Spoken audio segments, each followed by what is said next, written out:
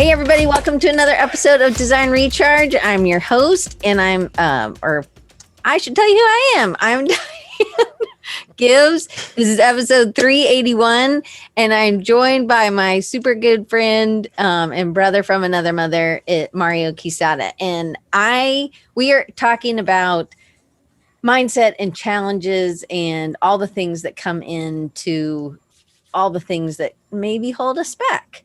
So Shruti is here. It's great to see you. Josh Ash, who's in Pennsylvania. I think he's in Philly. Chris Oh, buddy, why am I having such a hard time with your name? But he's in Cape Cod. Ashwin's here. He's in Dublin, Ireland. Amy is here in, it's good to see you, Josh. And Amy's here in Raleigh, and Adrian's here also in Ireland, but not in Dublin. He was in Bermuda and then Boston and then to Ireland. So it's Adrian, it's good to have you. So Shruti, if you tell me, and Will's in Rochester, but he's going to be moving soon. So he's ready to go. So, and Mario's in Hawaii in case anybody didn't know. Oh, London. Okay, awesome. And if you guys want everybody else to see who you're talking to or what you're saying in the chat, you can just do to all panelists and attendees. And this is, this is what we're doing as a community thing. We did this a few weeks ago, maybe a month ago, and it was really nice. Hey, Jeremy's in Columbus, Ohio. And what we're doing is we're just talking about some things maybe that are holding us back. And I always have questions, so I can just, totally tug all the time, but that's not what I'm like, unless you didn't know me well. And, maybe this is your first time. So I just want to let you know that if you want to come on, we're doing something different. So Lisa, it's great to see you again. If you can remind me where you're coming in from, that would be awesome. Okay, we have a question or somebody. Oh, I thought somebody had their hand up. It went up and all you have to do is raise your hand. Scared. I know they're scared. Mario's not scary. Some people think he's scary. People think I'm scary. I think it's just because you're serious looking sometimes.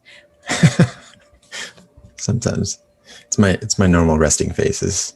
Yeah. Will has that same resting face, and I give him a hard time about it all the time, but I know he's not mad at me, but I would like him to smile more. But it's okay. Everybody doesn't have to smile all the time like me. So if you don't know, I'm going to go ahead and tell you about this awesome conference that I'm going to next week. And this is why this is so in particular. He is making Mario super uncomfortable, but he has a conference that it's not uncomfortable. No. Oh, good. Okay. It would make me uncomfortable. So that's good. These are things I need to work on. So it's a conference all about mindset. And so it's a 5-day conference. I am taking, if you believe this, it's really nice because I have a few hours in the middle of the day to do stuff, but there is a code. And if you're on the email, you get the code, and that gets you 40% off. So you have a few days left. You can buy your ticket probably on Monday still, could you? Or is it closed on Sunday? It's closed Sunday midnight, but I guess I could open up till Monday. Yeah, no, that's not a big deal. Okay. Anyway, do that. Just in case anybody had something, but I put it down in the chat. So if you guys want, but if you would have gotten it in this link that you got today. But anyway, so I'm really excited because I'm in the middle. So Mario launched his and did all his launch before. And I was like, you've got this. This is going to be great. And now I think it was earlier this week because camp's coming. Everything's getting lined up and all the anxiety that goes in with this.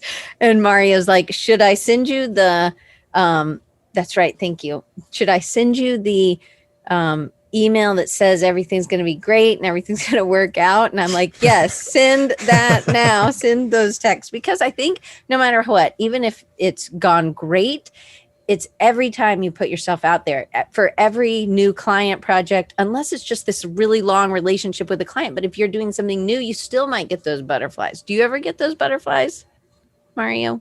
Me? I do. Absolutely. What about with long-term clients? I think the longer we have relationships with people, the easier it is to enter into uncharted waters with them. If we're doing something new, if we're doing something different, there's always going to be a certain sense of excitement. But I think because you develop a relationship with someone else and you guys are doing it together, or you're entering into something new together, it really takes the edge and uncomfortability. There you go, off of the situation. So it's interesting because even if it's a client, you've developed community, and I know you're huge on community, Diane. So you've developed community, and when we do things with others, it's less scary. Mm-hmm.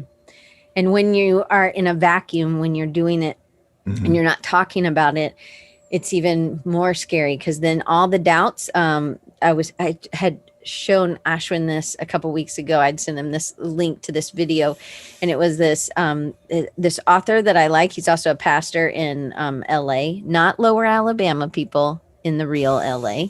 And his name's Erwin McManus, and he was talking about how those thoughts, those negative thoughts, can be like a swarm of bees, and it's hard to like kill all of them, and it's hard to like focus which one to focus on to say that's not true, or where the truth isn't. And I think it was really interesting to me how he pointed that out, that it was like bees. If it was a lion, we could attack the lion, we could recoup, we could go, but it's not a lion. It is these swarm of bees. Okay, Ashwin has a question. I would love, do you want to come on and ask a question, or are you not available? I mean, I can always read it. Okay, he says he can come on. It's always just nice to be, friends. It's nice to talk to other people. I know. There he is. With your furry mic. I know. That mic is amazing. It is. Okay, ask your question. You want to tell people where you are, just so then they know? Sure. I am calling in from Dublin. And the question I have for you, Mario, is how do you transition from a service-based job to being paid for your idea or for speaking? That's interesting. I've thought of it more as an extension of serving. When I speak, I'm just serving in a different way, a different capacity. I think as people who do service-based business, probably like yourself, I know that you do books. You're an illustrator. Are you, Ashwin? You're an illustrator, yes, primarily. So primarily. So but he also does workshops. Yeah. Awesome. So how did that transition go for you from doing your own illustration or illustration for hire to actually teaching people how to do that? Was that a big transition for you? Not really, because I was doing it at university, and then started working with other companies to teach them as well. But I don't necessarily teach them illustration. I teach them more visual thinking, per se. Okay. And creative block, right? Or creative. Yeah, how to unlock your creative block. So was that a hard transition for you? It wasn't hard in the sense that there was a channel open, so it was done through a connection. So I was in a company and they knew the type of work I did, and they were like, "You do this. Would you be able to solve this problem for us?" And so that was an invitation in to that specific company. But I'm not sure how to then replicate that outside of that internal space, because that was an invite in. But then how do I do that in a new company where I have no connections or no contacts? Yeah, absolutely. Let me ask you maybe one or two more other questions. When you started illustration, or when you started going to school for illustration, what was your path to expertise? Right. What did you do to become better at illustration? So I never studied illustration. Okay. I actually got to it through many years of working in the ad agency as a graphic designer and then as an art director. So expertise for me comes from repetition, working on it, building. You have to put in those 10,000 hours, write about it, share your process. Okay. So why would speaking or being paid to speak be any different? I suppose it's easier to share your work when it's like visual. You just post it on Instagram and it's done. Can you share your ideas and how you, your maybe your methods or what you would be an expert or consider being an expert in speaking upon, like speaking on? Can you share ideas? I mean, you can share them visually, but you can also share them audibly with video, right? Yeah, So for sure. He's doing that. So then what else? What else? So how can he get it in the, I'm just helping you in your question. Probably. I don't know if I am or not, but like, how does he get that in front of the right people? What are some ideas? Is tactical ideas, are you thinking, or is it like mentally you're held up? Tactical ideas would be great because I sort of know the things to do. Like I am producing videos, I'm posting on Instagram and YouTube, but then now it's a question of how do I present it to the right people? So you're creating content already, right? For yourself. Yeah. And are you doing any like outreach to be on like other people's podcasts? Like I know you were on Diane's, right? Yes. Speaking at whatever you want to speak about, I would start connecting with people that have podcasts and say, hey, I'd love to be on a podcast with you. I'd love to be on your podcast. Just start approaching people. And the more you do that, the more you practice doing that. And then also you can hit up people that are following you on Instagram and saying, hey, would you have an equal or greater following, and say, hey, would you like to do an Instagram live? Right. And now you're actually creating content with other people, and you're starting to basically create a speaker's reel. Right. And the more you do that, the more people are going to see that. So what you want to do right now is not just putting in those, 10,000 hours, but you want to practice what you want to do, right? So you want to practice speaking, and the more you speak, the more your speaking will be out there, and the more you'll actually be able to attract the right people. I had a random connection through our lovely Diane here this week with somebody who, we were talking about speaking at an organization. And a year and a half ago, that wouldn't have even been like on my radar to speak at this specific organization. But because I've known Diane, or because I've spoken at other places, or because I've done many talks already, I'm comfortable in the approach of, or someone approaching me from pretty much any organization. It's still kind of like that imposter syndrome kind of pops in, right? But I'm comfortable with anybody asking me to speak on whatever I speak about, right? Yeah. But because I've made it purposeful in my heart and my life to say, you know what, I think it was 2020, and I think I told Diane about this. Like, I want to speak on X amount of podcasts this year, not my own, but somebody else's, right? So you make a goal, and then you just start doing it, and the more your name starts getting popped out around, people are going to start connecting with you. Other audience starts seeing you. People in that audience may want you to speak to them or speak for them. It's basically, you have to go out and connect with people. And instead of just making content for yourself, you're making content with other people for them. And the more you put yourself out there, the more you're going to be known for what you want to speak on. But it's almost like you have to flood the field, right? You have to prepare the field with sowing the seeds. And I know what you mean. You know what I mean? Like sowing that seed out. And right now you have to just put your name everywhere and be purposeful on speaking in as many places as you can. Unpaid, paid, whatever. I've been paid a few times. I started doing this. I started just putting out videos or putting out my thoughts on Instagram, like I know you're doing.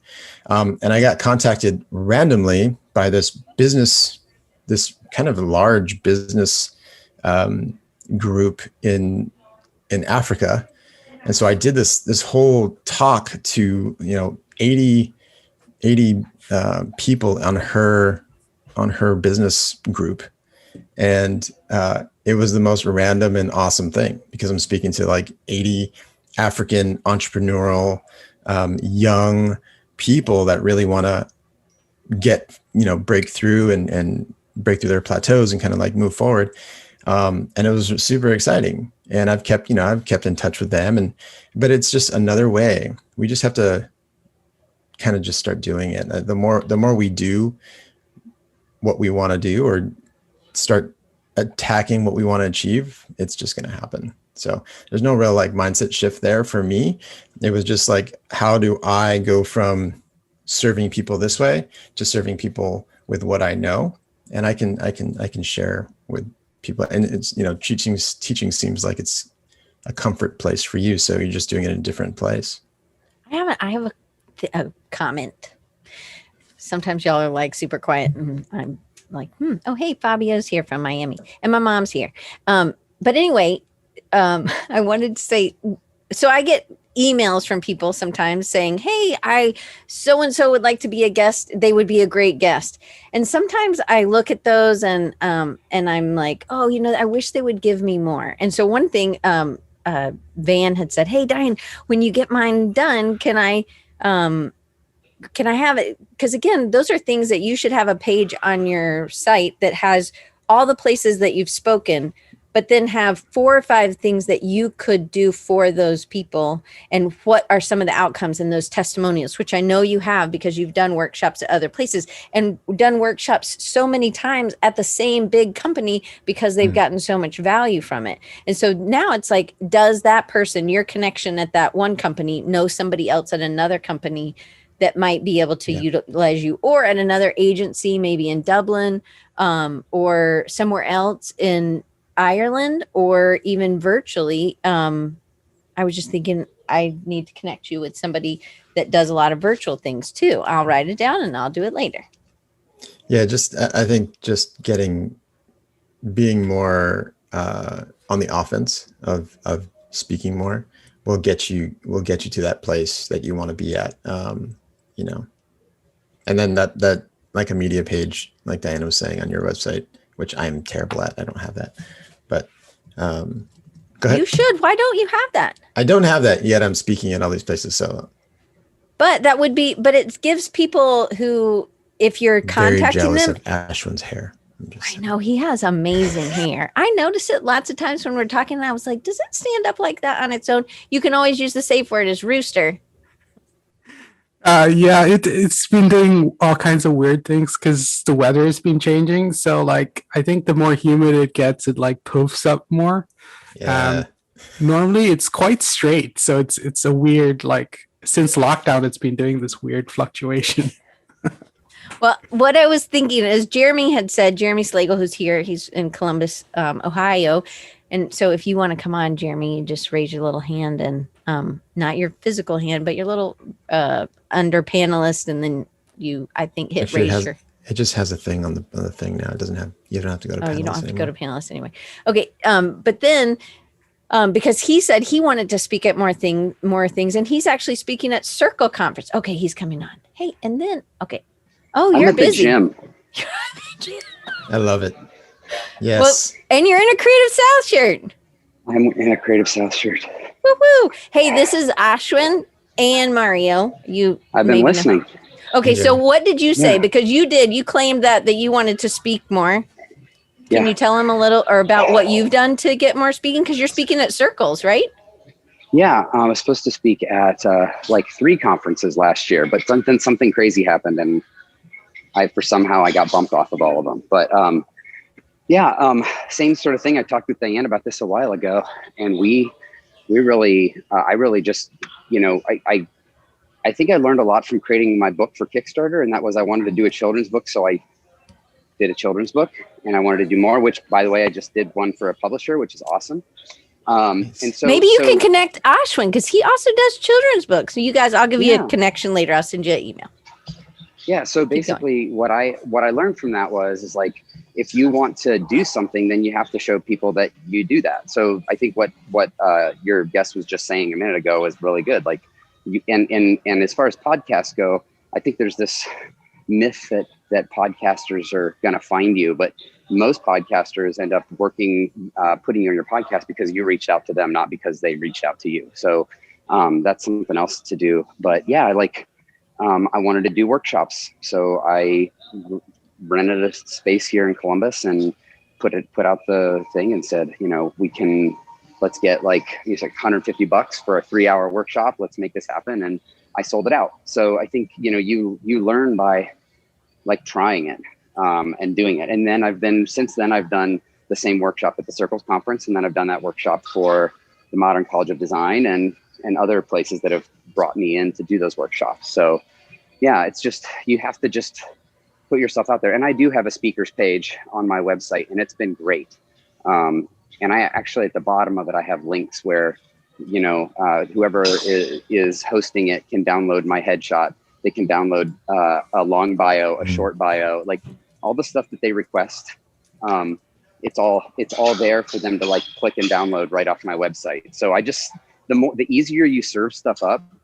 Another good example of that is like, oh shoot, I'm missing it right now, but like, what's the big packaging website? The Die Line. So one of the things I learned about from the Die Line is that, if you know what size images they use and what kind of copy they use, and you basically send them a link to a folder full of images with the copy, the kind of the way that they're looking for, they're going to be like, oh my gosh, this is plug and play. The guy sent us everything we need exactly in the file size and format we use for our blog. So if you do the work for people, they really appreciate it. Jeremy, you also on your website, I put it down there so everybody can see, but you also have people, you're showing yourself doing that workshop. You're showing yourself, even if it's virtual, showing like a screen of you teaching something, or again, it just shows you in that place. And I think that also gives there's trust and there's like, oh, it's not a scary person. Yeah. And the other thing I'll tell you is, I don't ever mind being the last minute alternate for conferences. So I've done that several times. I've always got my presentation on my screen, and I've been to several creative conferences where I've let the person that's heading it up know I'm going to be attending anyways. If someone's flight doesn't come in or they get sick and they can't go on, just plug me in. So I've done that a few times where I've had the opportunity to just like set their mind at ease. Like there's nothing worse than running a conference and thinking something might go wrong. But if you can be there and say, 45 minutes to an hour, I'm ready, I can do this. You just kind of have to be ready to roll whenever the time comes. But I will say, like the first, when I started going out on my own, I told God, I said, God, I will never say no to anything you put in front of me if fear is the only thing that's keeping me from doing it. And then like the same day, I think Tim Frame, who's a local designer and friend of mine, he was faculty at a university. He called me and said, hey, I want you to come out and speak to, we're going to get the auditorium. I want you to come speak to all the creative kids. And I about passed out. I was like, oh God, as soon as I said that, and I got up there, I remember going and I remember walking up to the podium, and then I remember sitting down after the talk, and I don't remember anything that happened in between. But now, like the more I do it, the more I absolutely love speaking. And I don't even mind being a last minute, like, I know you're not prepared to do this, but step up on stage, plug your thing in and let's go. Like I can do that now. So that's great. That's really cool. Great advice. Yeah. It just reminded me of this thing that Erwin McManus says. He says, fear is the faith in the negative. And I was like, that flipped my idea of like how you think of fear. And so when you switch your faith to the positive, or like in God and in the positive future and hope, then suddenly that opens up your avenue, and you're no longer stuck in that place of putting faith in this negative future. Right. Absolutely. Totally agree. Yeah. Thank you, Jeremy, for letting us interrupt your workshop. Go get more sweaty. I will. I'm not sure I could get any sweatier than I am right now. So. Well, I'm glad there's no smell-o-vision. We don't care. Today. Thank you, Jeremy. I'll put you back in or maybe cool. I can. I don't know. Yeah, put me away. Okay, bye. See ya. Bye. I don't even know how to make them back. I don't know. Change role to attendee. Okay. That was good. And so I think that helps Van. It helps me. I think it helps. I think we need to say yes when we're doing it. What is something? Do you have any other questions, Ashwin? I want to make sure if anybody else wants to ask a question, all they have to do is raise their little hand and I'll bring them up or type it in. No, I don't have any more questions at the moment. Okay. Well, I'm going to send you back. Thank you for being brave and coming and thank you. In that same situation, is there ever, for me, it's about being good enough. I'm not good enough. They didn't choose me, right? And so standing out in front. So it can be or putting yourself out there. Do you have any suggestions for somebody who, and this could be with anything, not just a speaking gig. This could be with trying to put a bid in for a client that you don't really feel like you're not sure if you have all of the skills, but you have people or you have friends that could help you if you needed to. Do you have any suggestions or ideas for that? I know you do. Just tighten that question up a little bit.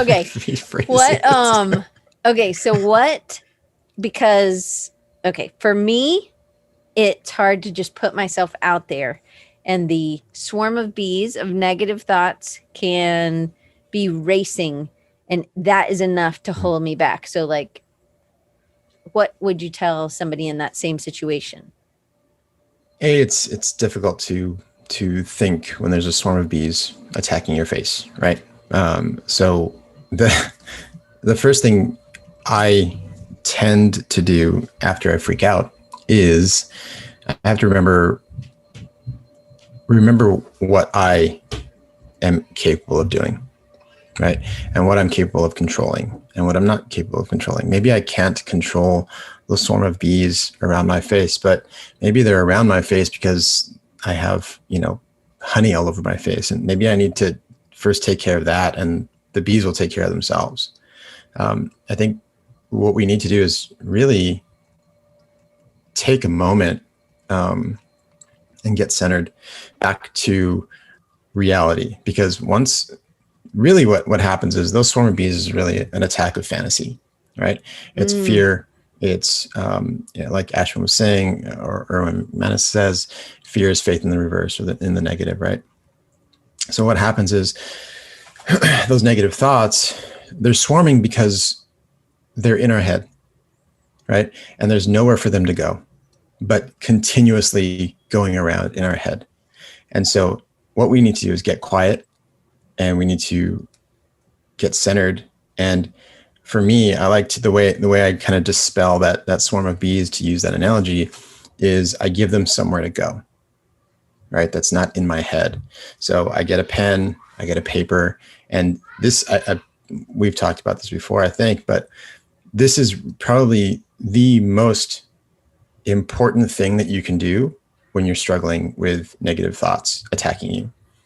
And it's so important to get a pen and an actual piece of paper or some writing device and an actual thing to write on. Paper and pen is just powerful to me. So once you give those bees direction, those bees will fly out onto that paper, right? And then you can see everything that you're fearing. You can write those things out, and you start to see how somewhat ridiculous most of that stuff is, and imaginary. It's all fantasy. It's all fantasy. And there might be one thing by the time you get to, because as you start writing, the fantasy is huge, but as you start writing, reality starts to set in. It starts to set in. And by the end of it, the last few are probably actual real things that you can actually take action on. Everything else is imaginary. Everything else is fantasy. Oh, if I don't win this job, my family's going to leave me. My son's going to hate me. He's going to spit on me. Like all this stuff that is completely ridiculous. right? But as we get really down and the more time we spend just writing everything out in our head, we can see it, we can distill it, and we can focus on what we need to take action on. And by the end of it, you're just like, okay, these are the two things I can take action on. Everything else is imaginary. Nothing else, that stuff's not going to happen.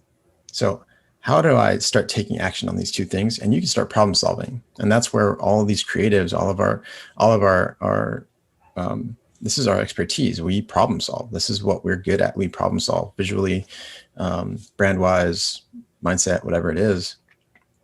We problem solve, and you can get tactile. You can get you get tactical, and you can say, okay, I might not be able to pay rent this month. That's a very practical thing. If I don't get this job, I might not be able to pay rent this month. Then you start looking at that. It's like, okay, what are the other things that I have coming in? What are the other ways I can make money? Blah, blah. And you start solving that problem, and your fear just completely dissipates because now you have an action plan. You're basically strategizing for yourself to manage your own thoughts and fears. So one of the things you told me a couple of weeks ago, you said, I want you to write down everything that you're afraid of with camp or whatever. And I had said, I'm afraid that I will forget somebody's name and that they won't feel loved when they come on. And because they have like iPad on their computer instead of their name. And you're like, well, okay, that's realistic, but could you solve that? And I was like, I think what I'm hearing is that instead of just focusing on the full swarm, I'm focusing on one bee at a time and realizing that this isn't I can just say, hey, everybody, can you click on the 3 dots and make sure that your name says your name, or at least your first name. So then I can start connecting the name and the face, because I want people to feel seen. It's kind of focusing on one bee at a time. It's actually not really. It's really kind of taking a macro view of the swarm. Okay. Right. You're standing back and you're just like, okay, I feel like I'm being attacked by bees right now. Right. And instead of being in the swarm, you have to step back to see what's happening and know that, okay, what's the one thing I can do to start to dissipate these fears? And the one thing that I always go to is writing it out. I want to write out all my fears. Like in a list or like in a paragraph form? Just free form. However you want to get that out. Some people do illustrated notes. They just like start drawing and, however you can get those things out so that you can practically see them on a piece of paper in front of you. It doesn't matter the form it actually takes after. What matters is the doing, right? And we've talked about that before. The doing is really what in the power of it. And the doing really just kind of starts shrinking everything. But the first thing to do is recognize that you are in that swarm, right? And that swarm only continues to get bigger the longer you allow it to just swarm and surround you. So the one thing that you can do to shrink the swarm and to dissipate it is to write, is to get it out, is to speak it out. Even if you want to do that, you can do that as well. I know people that will just like get on camera and say, okay, look, this is what I'm afraid of, boom, boom, boom, boom, boom, boom, boom, boom, and they just start talking, getting it out. But they have to get it out. You have to get it out of your head. Then they'll watch it back and they'll be like, oh, I sound like an idiot. Like, this is ridiculous. I sound like a complete moron right now. I'm afraid of my own shadow. And that's not true. I've done this. And it's not, you're looking at yourself, it's like, who is this person in front of me? Because you completely lose yourself in the swarm, right? If we're going to continue with that analogy. Okay. So, Fabio, do you want to come on? Because you have so I was going to ask a question that maybe Fabio connected to, but I'm happy to pop you on. But what about when you have transitioned, you're pivoting, or you're going to working on your own, and you've been handling freelance, and I think a lot of times, often we take on too much at that pivot point, right? We're like, and then we get overwhelmed.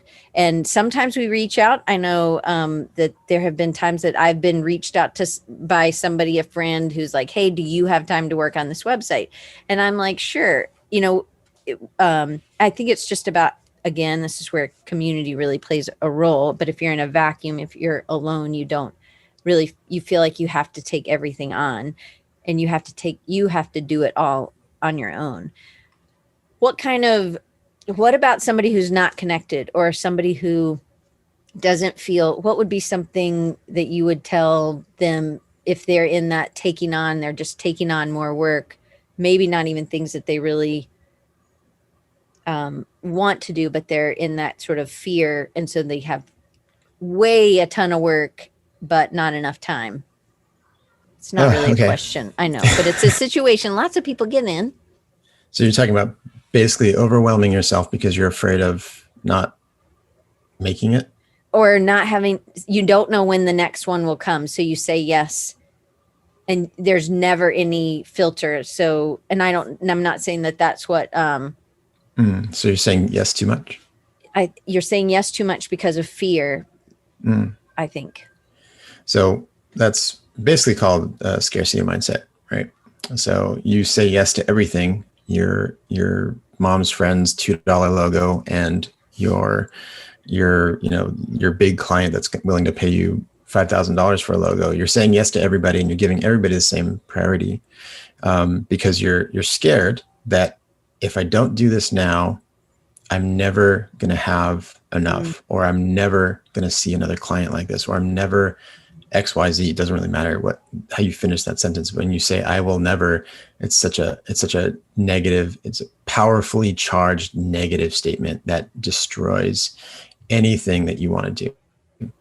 So what you need to do is take a step back and really understand where you want to go in your personal journey, right? For Ashwin, it's more speaking. It's more teaching, more giving value through workshops and speaking, right? For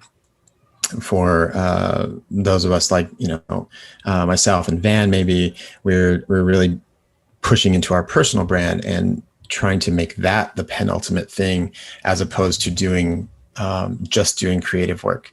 I have friends that are really pivoting hard out of design or engineering and doing something completely radically different because they feel that's really where they find joy. Maura's here. She's doing that. She's in that pivoting place of she's pouring more into what her illustration and what she wants to do. It hasn't, it doesn't always, it's not like this big, somebody buys $100,000 worth of your whatever, right? It doesn't happen like that, but it happens in small increments. But how do you keep going? Well, it really, people want to, like a silver bullet for motivation, but people don't understand that motivation and inspiration actually come after doing, right? It's like, as you do, you are motivated to continue on. As you're inspired to start, you're actually motivated to continue on. And the more you do, the more momentum you build, and the more it motivates you to push through and continue on.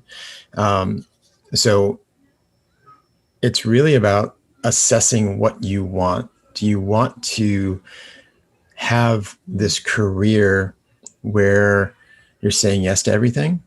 Are there certain clients you really want to work with? Do you have any of those clients? Where do they live?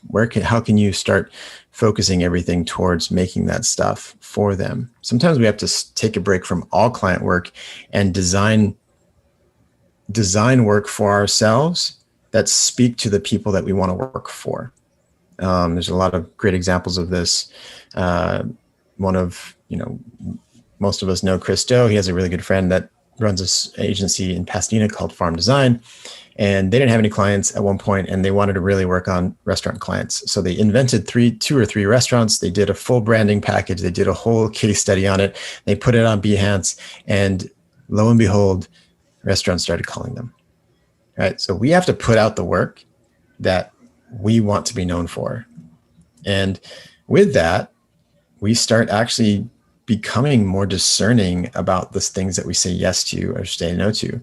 But you really have to do a little bit of work and really understanding who you are, where you want to go. So I wasn't, and I'm just typed it into Fabio. He said in his defense of taking to a million jobs, which I know you're not taking a million jobs. I'm also parsing the best fit and eventually up the load with that client. And then he says, no, I am. LOL, LOL. And that means laughing out loud, mom, a whole bunch. But I think that so many people, there's a girl that I used to work with in Colorado, and she's in this constant feast, and she's so worried about the famine, but the famine has never hit. In 20 years, she has not hit a famine, but it's being so afraid of that and the downtimes. I think that one of the things I know Jeremy said before is that, I posted 2 questions in the Q&A. Oh yeah, forget about my question. Oh, Van, do you want to just come on? Oh, She does no, not never want mind. to come on. Does She's not. on 2 hours of sleep and she doesn't want to get on camera. Right. Okay. I'll read it for you, Mario. Okay. So we were in a mastermind last year where you were exploring ways to discover brand and personal core values. What tools or exercises would you suggest that are helpful? Ooh, that's a good question. This was me, right, Van? Like we were talking about me, and you're talking about me in that first question. I think you are. Ways to explore or discovering your brand or personal values. You just have to do some sit down work, and what I've done, again, like I said, writing is powerful. I had to get away for a little bit. It sounds like I went to institution. It's just moments like, I have a few hours, you know what, I'm going to take a drive to a place that is a bit peaceful, and I'm going to have my journal, and I'm going to write all the things that are important to me. And out of that came things like creating things. Out of that came something along the lines of helping people. And out of that came making sure that my family is cared for and loved and taken care of. So out of that writing and just exploring what is important to me, I started to really define. And I wrote down a lot of things, but then you start circling things. Oh, that refers to family. That refers to family. That's family as well. So I started, it's almost like mind mapping, right? You're seeing where all the themes kind of match. And you're like, those are the things that are important to me. I care deeply about how people see themselves. And that's something that I've worked with Diane about a lot, how they see themselves and whether or not they see the value that they were gifted when they were designed, when they were born, and that they have that value. I care deeply about that. So mindset became a very, very specific and focused point of core value in that sense. So really, it was just as simple as writing it down, that I didn't go through a framework. All I asked myself was, what is truly important to me in my life? And family came out, helping others came out, being of service to others, and creating came out. Other things came out like fitness or self-care actually came out as well.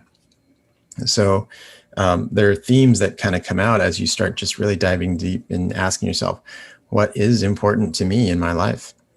So that was the main thing that helped. I know it's not an easy like plug and play thing, but really just, you got to sit down for some time, get quiet, have your favorite, beverage of choice, perhaps not alcohol, because that will take you down a different path, like coffee or tea or something, and try to make it in the morning when it's quiet, get some sunlight, and just start writing, because it's a huge dive into your person. And if you don't know who that is, you need to do some self-discovery and start figuring that out. I know Paul has done this in a different way from our friend Shane. Shane, he'll write what he's accomplished at the end of every week. And I think that when we do something just simple like that, again, I think of, I feel like you write a lot. And so for somebody like me who's not writing, I take lots of notes, but I'm not necessarily putting those into longer thoughts, or I'm not taking enough time to do that. So for somebody like me and Fabio, what would be a baby step to starting that practice? Everybody has some way that they express their thoughts. Diane and I discussed this last year when she was going to ask all these people to be in her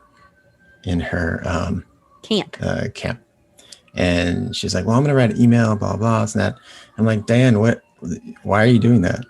People need to see you. People need to see your glasses. They need to see you, your edits, and kind of like your silly, quirky things that you do.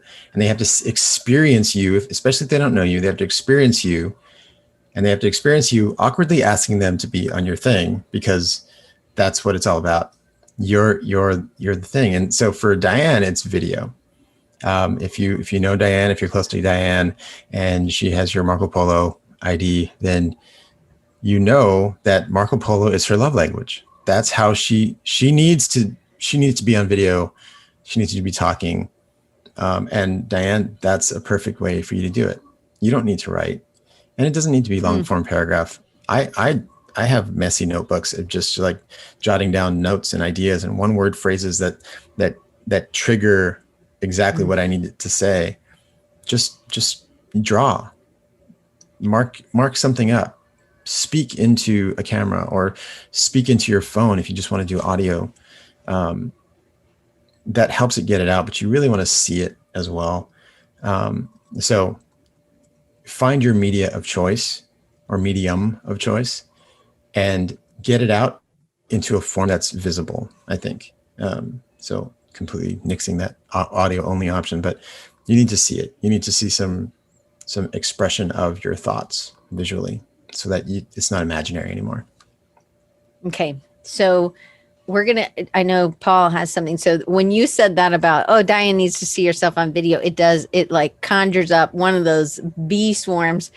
And my mom's here. I'm pretty sure she's still here, unless nope, she's still here. But like, I think she'll say, oh, maybe not. She wouldn't say this, but I also, I worry about what, Bruce says, get your audio transcribed. Absolutely. I totally agree with that. But now I worry about what people will think. Oh, well, she needs to be on video, but you're just saying it's just a recording method. Nobody else has to see that, right? Oh yeah, absolutely not. This is for you.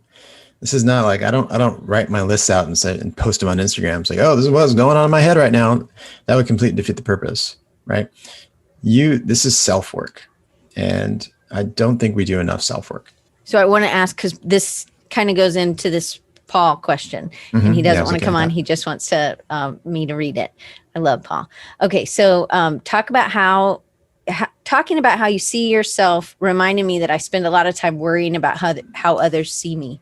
And I know it shouldn't matter, but Paul, we all do it, or I do it too, at least me and you, buddy. But it does matter in regards to our marketing and our self-promotion. Absolutely. So, it can affect if we market, if we self-promote, right? Or not self-promote, what would Mario recommend to reconcile this? Don't worry what others think, but do be aware of what others think. That's a great question.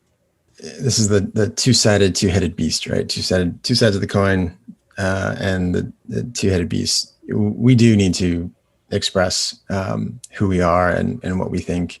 But if we're not doing that from a genuine and authentic place, then we're going to be worried about what others think. Does that make sense?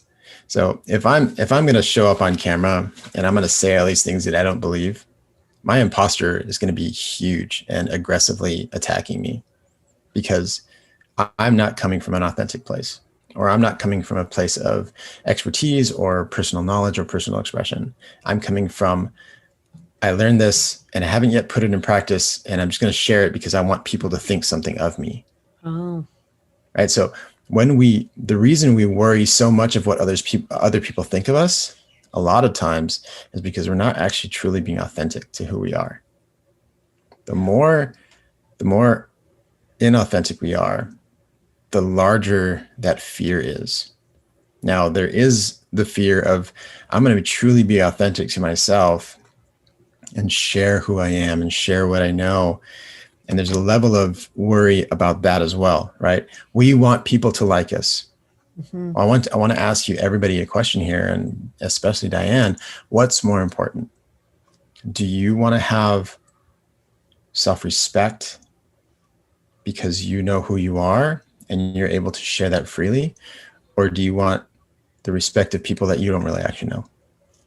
I would like to be respected by people that actually know me, and I should value them. But I also think in maybe Paul's case is when you've pivoted, and maybe it's a significant pivot, maybe it's not. And you've gone from something that you did study, you've spent time doing this, but you didn't really have a community. And this is where, to me, this is why I started Design Recharge in 2012, is because I didn't have other people to share these things I was learning with. And as I developed community by y'all coming every Wednesday, I think that, because I think Paul is really, really good at what he does, but I think sometimes we need that validation, or for people to, I agree with you. He needs to just be him, and he's just relaunched his website. So you should put in your website in the chat there, Paul. This week he did it. But it has a lot of him in it. It has a lot of quirkiness, and but he totally knows book design and the ins and the outs of it all. But I think that sometimes when you're around other people, like I buy the typography from Chris Doe. I have read so many typography books. I went to a typography focused school. Like, I don't know why I worry that maybe he knows something that I don't know, so I buy the typography and then I'm relieved. And I think some of it's like that. I think sometimes you need to practice with people that love you and care about you, right? And then you can go out and stand. But it is like every year I get super anxious when I get those videos out and Mario gives me, it's going to be fine. Let people sleep, but Sunday night I got 2 hours of sleep because I was just so anxious. Yeah, I think in Paul's case, maybe it's just because it is a pivot, and maybe because, I can't speak to exactly what it is, Paul, but maybe you can type it in. But it does matter. But what matters more? That you're sought after for being a facade that you're putting up, or that you're that you're sought after by millions of people for this facade that you're putting up, but you can't actually live with yourself because that's not really actually who you are. Or you're sought after 3 people when you have put your whole self up there. I think the 3 people is vastly more valuable. What about with Paul? Because he totally knows it, but then he or me, I think what I'm doing is worthy, right? But it's then it's the worry that I am really being authentically me and people might still reject me. Who are these people and why do they matter to you? I think you need to ask that question. I don't know who those people are. Exactly. So I think you need to ask yourself that question, right? Who are these people that I'm so afraid of not liking me that I don't know yet? And why do I care so much about this person that I don't know yet, that they're going to reject me? Why do I care so much about that? And that's something that you have to do. That's a much deeper thing, right? Why do I worry so much about it? It's called fear of other people's opinion. Why do I worry about that so much? We'll take you as an example, Diane. Are you worried more about what Bob Goff, who doesn't know who you are, thinks about you and your conference, or say Van, who deeply knows you? Yeah, if Van had said no, it would be rough. But like it took you forever to watch your video, and I'm like, pretty sure you're saying yes already, right? But again, that's just anxiety. But I would care more about what you, and I just think about when I didn't get a job at Auburn, and I was like, wow, was it just that what did I do as an undergrad that so turned them off, that I was too much of me, right? Too loud or too friendly or too whatever, that they weren't proud of me. And that was I know that's weird. Like, I think we have to like really start. This is kind of maybe pivoting off to the topic a little bit, but like I think we have to ask ourselves, why are we so worried about this organization, this person, this community that obviously doesn't connect with who I am? Why do I want to connect with them? that's true. Let's take it back to a very practical example that probably most of us understand. When you're young, when you're going after that guy or that girl and you really wanted them to like you, right? And then you started like stalking them and like really like, I want to know what they like. And you started really discovering you don't like anything that they like and they don't like anything that you like. But you go after them anyway and you're miserable in a relationship for however many months or years or whatever, right? Because you have transformed your true self into the self that this person wants you to be. So you're literally living a lie. Why do you want that? I don't want that. Why do you want to be with an organization that doesn't want all of who you are? That doesn't make any sense, right? I know we feel afraid or we feel rejected, but if we start really breaking down that rejection, it's like, I actually don't like those people. I'm not like those people. Why am I caring so much that they have rejected me? Is it because my ego is hurt because I wanted to be hired by this person or I wanted to do this job or whatever? You have to really, really assess, like, is it you? Is it your work? And if it is you, then why do you want to connect with people that don't like you? Right. That makes no sense. Right. So some of it is just like self-diagnosis. You like really have to like determine why you're so hung up on wanting to be liked by this specific group of people or this specific job or whatever it is.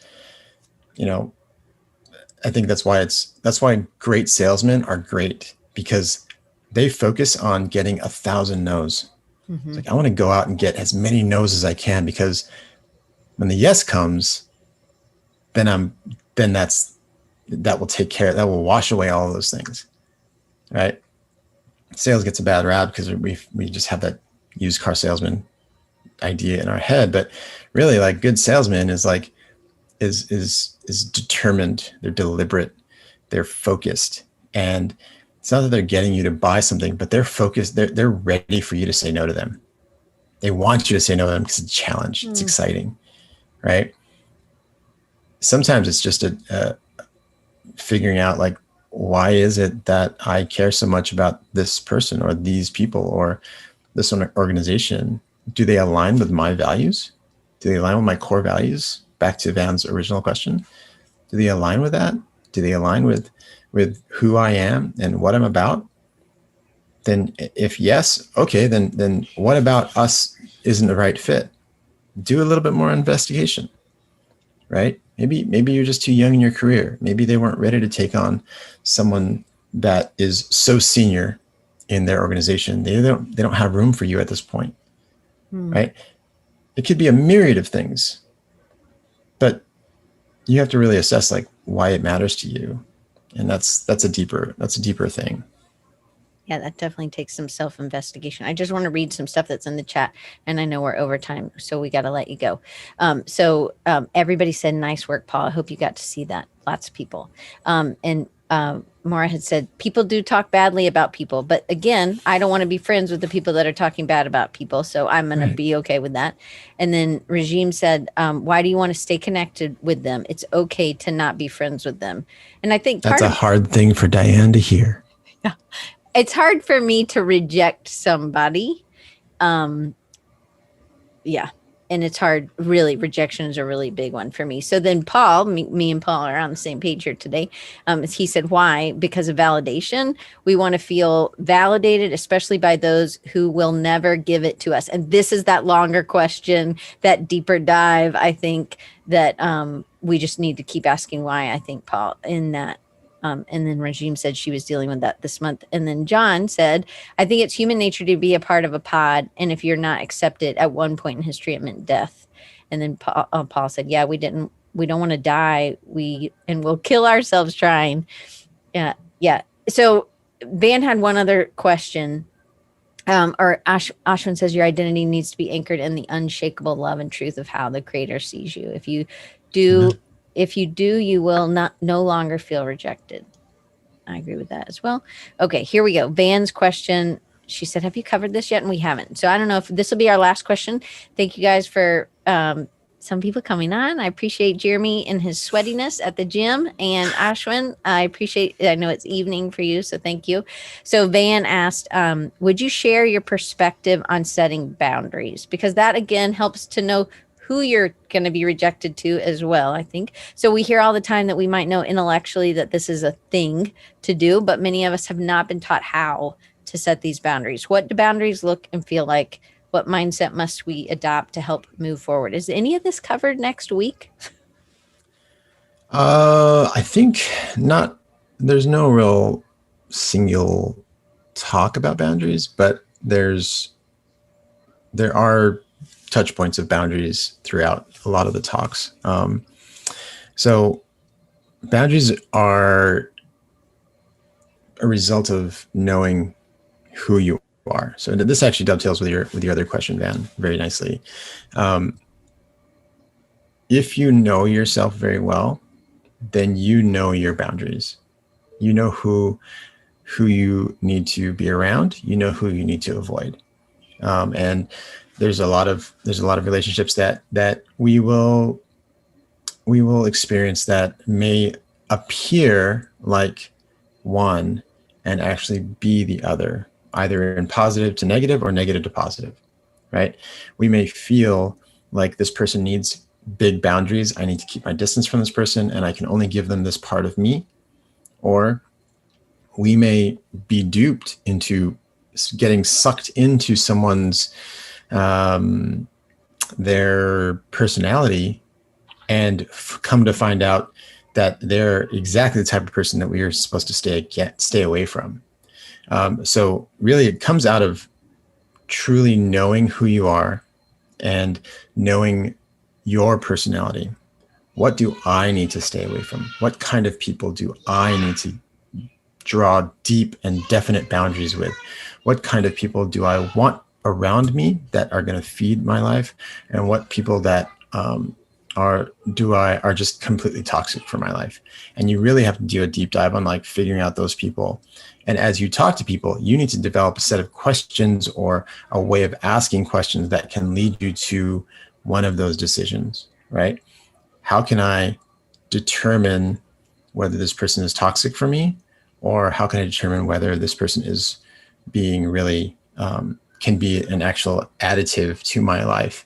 And that really just takes a little bit of time and figuring out, but it's understanding who you are at the core more than anything. You have to know who you are. Okay. Does that help? I think it helps. And Van said, so what I'm hearing is the boundaries are a natural result of knowing ourselves and our values clearly. And then Ashwin said, all relationships should be two-way stream, give and take. And she said, yes, great answer. Thank you. Okay. I know you got to go. Thank you so much for doing this and being here. And you guys, if you want to, I'm going to be going next week. If you want, you can go to Mindset Reboot or bit.ly, bit.ly/Mindset Reboot 2021. Or you can just go to bit.ly, bit.ly/Mindset Reboot. And then you can use that code recharge me. Anyway, all one word, all capitals, I guess. Anyway, I'm excited. So it starts early. Do you want to give them kind of how it goes? And then, because there's Q&A at the end. And yeah, so every day there's going to be 3 videos released from one of our speakers. Diane is going to be kicking it off. So we're going to have three videos being launched every day. You can be there for the exact time, or you can have watch a repeat at some other time. That's not a problem. And then the only thing you'll miss out on is like the live chat. So 6 a.m. Pacific time, 7:30 a.m., and then 9 a.m. all Pacific time. Then we're going to have a regroup Zoom session with myself every day. It's just going to be like a Q&A, free form, open to anybody who shows up. It can be anybody. Some of the speakers may show up. Some of the attendees may show up. There's really no defined thing for that. It's really just going to be open forum for about an hour, 45 minutes to an hour. And then there's going to either be a bonus video released later that day of people like Chris is going to be like the last video it's just a bonus video, or a workshop. So we're going to have 2 workshops, one on Tuesday, one on Thursday, hopefully live. We'll see what happens the day of. But Lisa Galea out of Australia is going to do a workshop on why we make the decisions we make from a psychological point of view. And Eric Korm is going to talk about, I believe he's going to be talking about high performance and really kind of dovetailing into like what he spoke about at the conference. He's going to be on his same day on Thursday. So those are going to be fun. If you can show up for those, that would be fun. Anyway, I'm super excited, and I kind of took the whole time to do it. So I'm eating lunch with my friend Jody and maybe Andrew. We're going to eat lunch and talk about what we've learned so far. So we have that. Anyway, it'll be fun. I'm excited to learn with people, and I hope you guys will check it out. And just bit.ly/mindset reboot. And Mario, thank you so much. I know you got to go wrangle your kids. So I hope that you have a great day, and I will see you guys. Yes. I won't see you next week because I'm going to be at the Mindset Reboot. So I'll see you on June 2nd, and I'm going to let you guys go. Thank you, Mario. You're welcome. Bye. Bye.